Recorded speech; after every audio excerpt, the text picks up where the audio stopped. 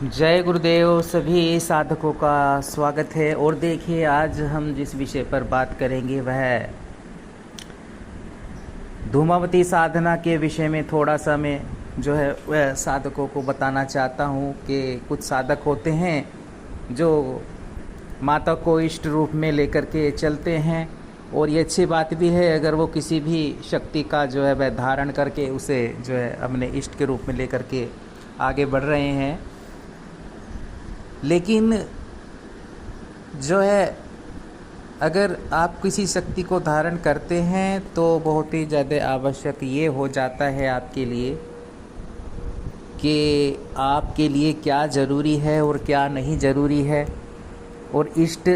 के रूप में आपको कौन सी शक्ति को लेकर के आगे चलना चाहिए। इस विषय में अगर आप थोड़ा कंफ्यूज हों तो अपने गुरु या अपने मार्गदर्शक से ज़रूर ही जो है इस पे चर्चा करें। उनसे पूछें कि क्या मेरे लिए जो श्रेष्ठ रहेगा और किस जो शक्ति को लेकर के इष्ट के रूप में जो है महाविद्या को चलना चाहिए। क्योंकि देखिए, सभी जो महाविद्याएं हैं वह अलग अलग कार्य हेतु साधक के जीवन में जो है प्रवेश करती हैं, और किसके लिए क्या उचित है तो उसे उसी प्रकार से जो है साधनारत रहना चाहिए और शक्ति को जो धारण करना चाहिए।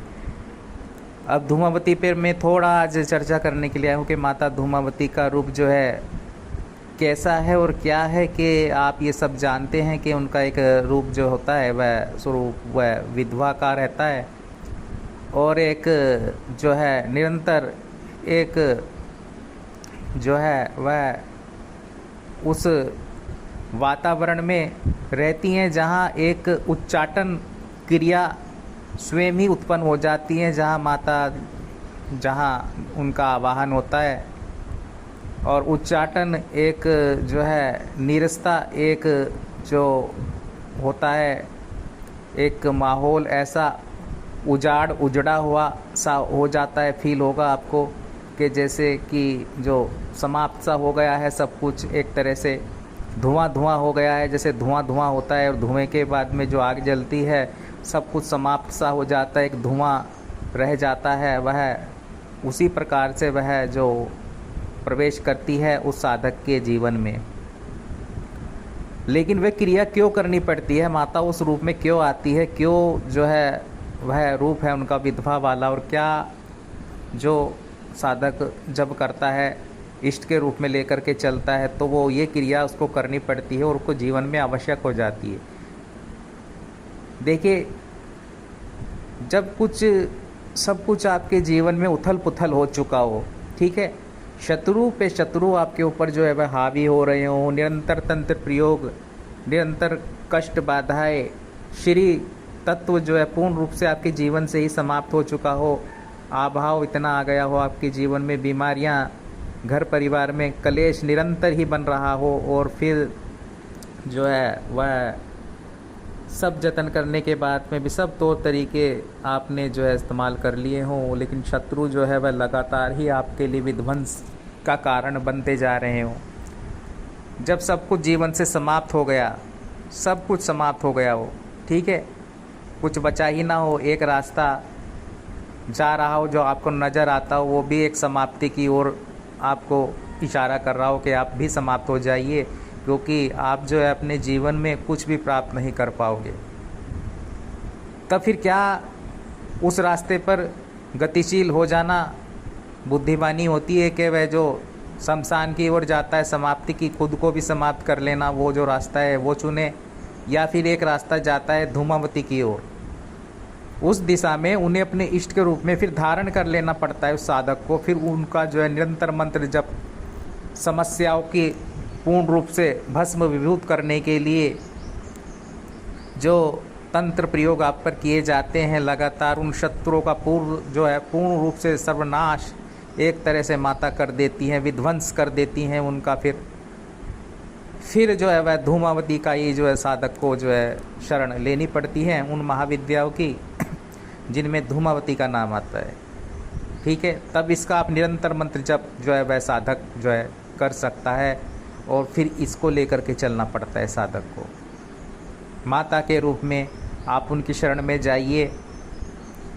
क्योंकि फिर वे उस जो परिस्थिति ऐसी रहती है उस साधक के जीवन में, श्री तत्व तो नहीं होता, कुछ नहीं होता, शत्रु जो है लगातार प्रहार पे प्रहार उस पर कर रहे हैं, निराशा उत्पन्न हो गई है, फिर वह जो है उस महाविद्या की ओर जाता है जिसे धूमावती कहते हैं। फिर उसे जाना चाहिए, उस शमशान की ओर नहीं जाना है, वो समाप्ति कर लेने की, अपने को समाप्त कर लेने की ओर आपको अग्रसर नहीं होना है, ठीक है ना। क्योंकि वे चीज़ें आती हैं आपको समाप्त करने के लिए, आपको फिर चुनाव करना होता है 10 महाविद्या में से धूमावती का। और धूमावती, इन परिस्थितियों में आप धूमावती की शरण में जाते हैं, फिर वह विध्वंस कर देती है, फिर वो समाप्त करती जाती है। तो फिर क्या होता है, देखिए क्या होता है, धूमावती एक तरह से वह जो है पूर्ण रूप से भक्षण करती हैं, वह जो आपके तंत्र क्रियाएं की जाती हैं, जो तंत्र हैं, मसानियाँ हैं, आप पर भेजी गई साधक पर नकारात्मक ऊर्जाएं हैं, ज्ञात अज्ञात शत्रु लगातार प्रहार कर रहे हैं, पाप दोष हैं, फिर वो लगातार उसे भक्षण करने के लिए चाहिए कुछ। जब उसका आह्वान कर रहे होते हैं, वो भूखी होती हैं, प्यासी होती हैं, व्याकुल होती हैं, कलाप एक तरह से करती रहती है निरंतर, तो फिर वह आती हैं और फिर निरंतर चाहिए होता है कुछ ना कुछ, फिर वे इन सब चीज़ों का भक्षण करने लगती हैं। साधक के जीवन में से शत्रुओं में किए गए तंत्र प्रयोगों को, जो है उनके द्वारा भेजे गई मशानियों को, भूत प्रेतों को का भक्षण निरंतर माता करने लगती है। साधक के जो है प्रवेश करके उसके जो है पूजा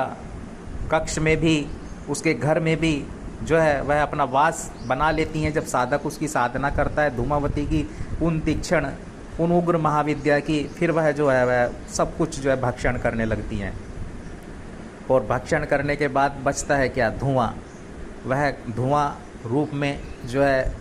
सब कुछ समाप्त कर देती हैं उस साधक के जीवन में से, क्योंकि जो इकट्ठा हो गया है, समझ रहे हो आप, मेरी बात को थोड़ा समझने की कोशिश करें कि माता की साधना जो है वही साधक करेगा धूमावती की, जिसके जीवन में ये सब कुछ इकट्ठा हो गया है। ये भी आपके जीवन में जो है बहुत कुछ, बहुत ज़्यादा नकारात्मक ऊर्जाएं इकट्ठी हो गई हैं। इतने तंत्र प्रयोग आप पर कर दिए गए हैं, इतने तंत्र प्रयोग कर दिए गए हैं कि आपका रास्ता शमशान की ओर जाने पे मजबूर हो गया है, आपको कर दिया गया है। तो उन सभी चीज़ों को भक्षण करने के लिए कोई ऐसी शक्ति चाहिए जो इतनी भूखी हो कि जिसका पेट ही ना भरे, जो भक्षण करने पर व्याकुल हो जाए, जो भक्षण करती रहे, जो निरंतर भक्षण करे, भक्षण करे आपकी उन समस्याओं का, भक्षण करे आपकी उन तंत्र बाधाओं का, भक्षण कर ले आपके पाप दोषों का, भक्षण कर ले आपके शत्रुओं का, भक्षण करे उन भूत प्रेतों का, उन मसानियों का। तो फिर वह धूमावती करती है, ठीक है। तो वो साधक जो है वह धूमावती के सिवा कोई दूसरा रास्ता नहीं नजर आता, फिर उनको माता धूमावती की शरण में जाना ही चाहिए। और माता धूमावती का जो है वह आवाहन करके उनका जो पूजन साधना विधान है उसको करने के सिवा कोई दूसरा रास्ता नहीं है फिर, ठीक है। अब मैं आ जाता हूँ दूसरी ओर। अब आप माता, मैं क्यों कह रहा हूँ कि सोच समझकर महाविद्याओं का जो है वह जो ध्यान करना चाहिए, उनको इष्ट रूप में धारण करना चाहिए, क्योंकि जब माता आती हैं तो वो सब कुछ उन्हें चाहिए होता है कुछ ना कुछ। अब अगर आपके जीवन में सब कुछ है, आप समझने की कोशिश करें, कोई दिक्कत बाधा नहीं है, श्री तत्व भी आपके जीवन में है और इतनी बड़ी बाधाएं भी आपके जीवन में नहीं है, ठीक है ना। तब आप क्या करेंगे, तब आपको इष्ट रूप में उन उग्र महाविद्याओं को धारण करने की आवश्यकता नहीं होती है। फिर आपको कोई प्रॉब्लम आपके जीवन में आ रही है तो उसके लिए आप प्रयोग के रूप में माता धूमावती का जो है मंत्र साधना कर सकते हैं, जो कि किस दिन या फिर कितने 11 दिन की, जितने भी दिन की होगी कर्म अनुसार, तब वैसे करना है आपको। तब उनकी जो है इष्ट के रूप में उनको धारण नहीं करना है, ठीक है। आपने क्या किया कि फिर आपको उनका जो है साधना करनी है, वह 11 दिन की है, 21 दिन की, अपना समस्या के लिए वह जो विधान प्रयोग दिया गया है माता का, उसका जो है आप उतने दिन उनका आवाहन करें, पूजा साधना मंत्र विधि करें। तो वो जो चीज़ आपके जीवन में जो नकारात्मक चीज़ें हैं, जो तंत्र प्रयोग है कुछ लोगों के द्वारा किया गया, वह उसका भक्षण कर लेंगी और चली जाएंगी,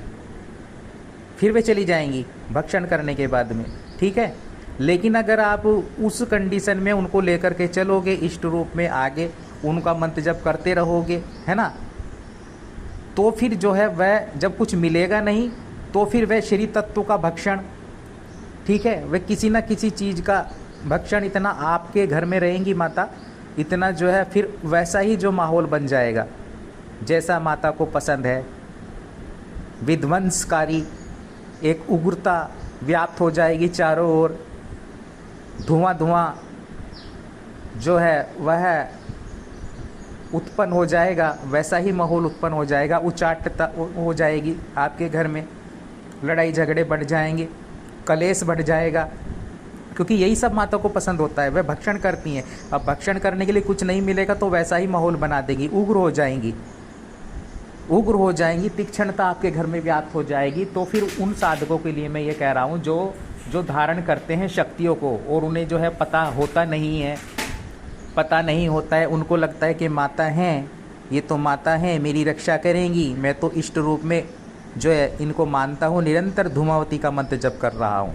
निरंतर घर में धूमावती का मंत्र का जप कर रहा हूँ।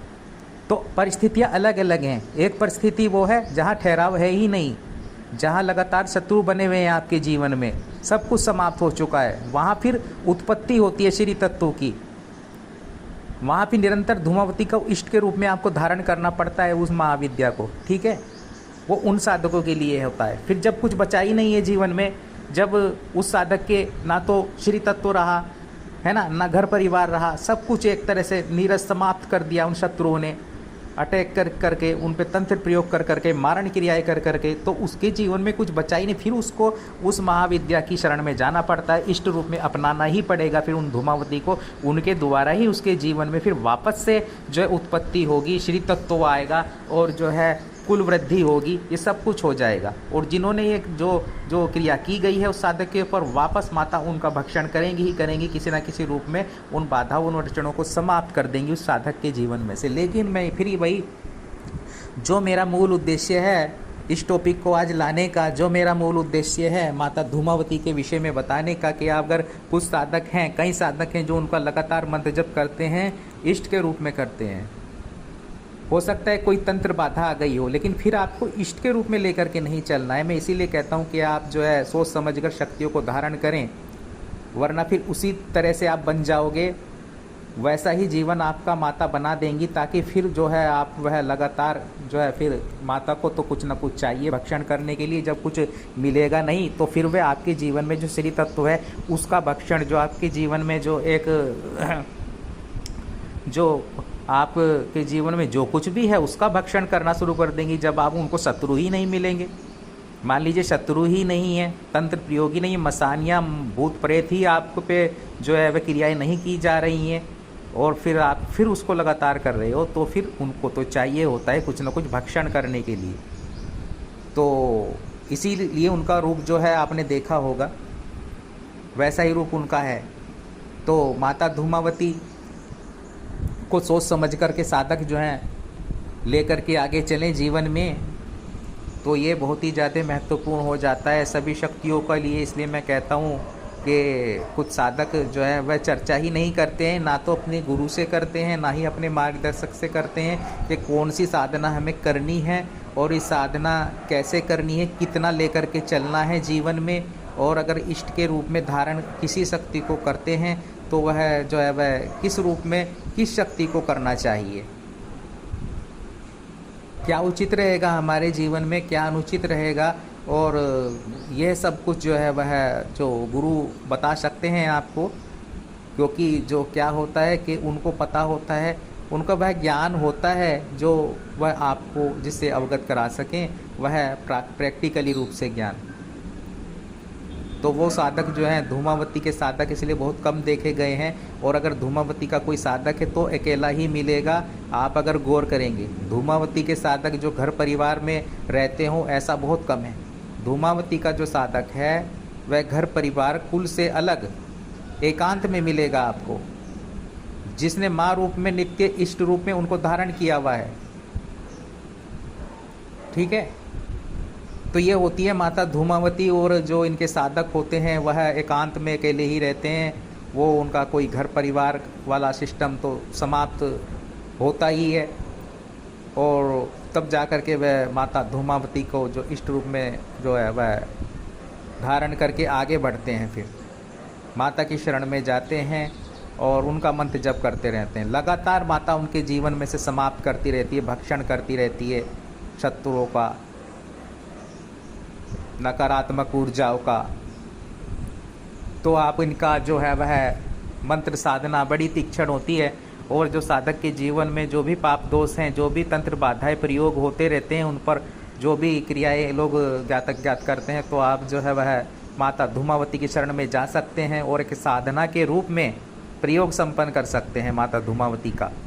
और उनको हटा सकते हैं। पूर्ण रूप से माँ उनका भक्षण करेंगी ही करेंगी। निश्चित रूप से जो है साधक के जीवन में जो है वह जो एक श्री तत्व है वह आएगा, कुल वृद्धि निश्चित रूप से उनकी होती ही होती है, सफलता मिलने लगती है साधनाओं में भी और जीवन में भी, है ना। लेकिन उसके लिए आप इष्ट रूप में नहीं करना है, साधनात्मक रूप से करना है, प्रयोग के रूप में माता का जो है वह साधना विधान साधक को करते रहना चाहिए जीवन में अपने, कभी ना कभी बाधाओं से पार पाने के लिए, संकटों से पार पाने के लिए, शत्रुओं पर विजय प्राप्त करने के लिए। तो ये एक छोटी सी जो मैं एक जानकारी आपके लिए लेकर आया था कि इष्ट रूप में